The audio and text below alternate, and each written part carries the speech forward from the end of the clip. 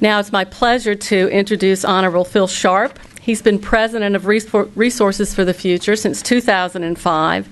And as you heard earlier, his career in public service includes 10 terms as member of the U.S. House of Representatives from Indiana. A lengthy tenure on the faculty as well at the John F. Kennedy School of Government and the Institute of Politics at Harvard University. Currently, Dr. Sharp serves on the board of directors of the Duke Energy Corporation and the Energy Foundation and was appointed to the Blue Ribbon Commission on America's Nuclear Future. Well, join me in welcoming Honorable Philip Sharp.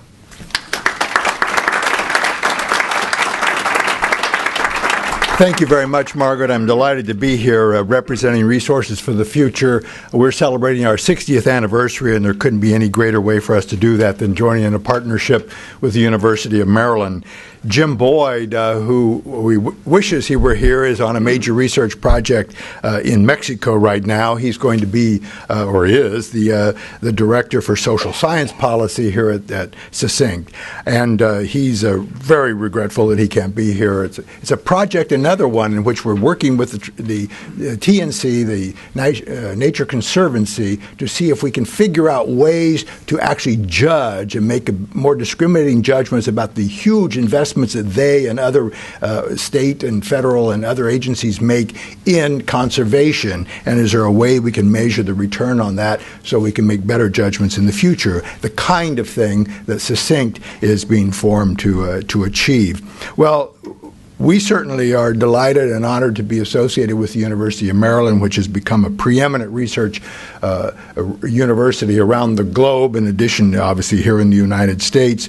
I personally have only had experience with 2 or 3 of your prominent leaders and found it incredible and worthy and especially Margaret here, whom I got a chance to work with that kind of leadership, you're going to get things done. And when she was orchestrating the presentation of the National Science Foundation, I must say I haven't seen that good of political leadership in my home state for a long time. Now here I know it's different. You've got all this talent available to you, but she brought all that talent together for this purpose. And I also, and Don Bosch, whom I had the opportunity to work with on a National Academy of Sciences thing. But most importantly, I can't resist taking a moment here. I realize we're at a point in the program where perhaps everything has been said, but not everybody said it. But I do want to say about my longstanding friend, Senator Barbara Mikulski. I was on the House Energy and Commerce Committee when she came to the lowly House of Representatives. She's advanced on, obviously, since. And this was in the last millennia. And she came with such energy, such brain power, and such unwillingness to accept the status quo, and constantly determined. I'm so delighted to see the same spirit is governing her actions yet today, and just a determination that we are not going to settle for second best as a country or as a community, and I'm sure here as a state.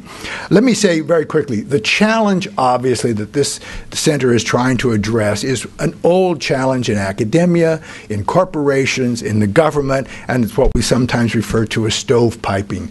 There's so much hard work to be done in any given discipline, intellectual discipline, that it's hard for people to learn how to work together. People have been doing it for years, but anybody knows to organize a university or anything around that helps facilitate that is very difficult. We have this difficulty at Resources for the Future, even though we're a fairly small institution.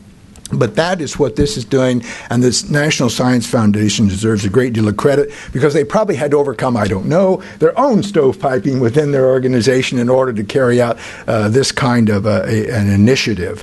And I think that the other part of that is the effort to bring actionable science into the public arena or into the private sector where it can be useful to decision makers and can help them inform and make better decisions. This has been our historic mission. We haven't always accomplished it the way we'd like at Resources for the Future, but to try to recognize that we have to make sure our research has some relevance to the needs of the globe and the society today, and that we're able to communicate it in a way that is understandable and usable for people who are struggling to make tough decisions in various institutions. Well, let me say we're very proud, Margaret and others, to be a part of this. We know it's going to be an important contribution, and we're looking forward to working with you. Thanks so much.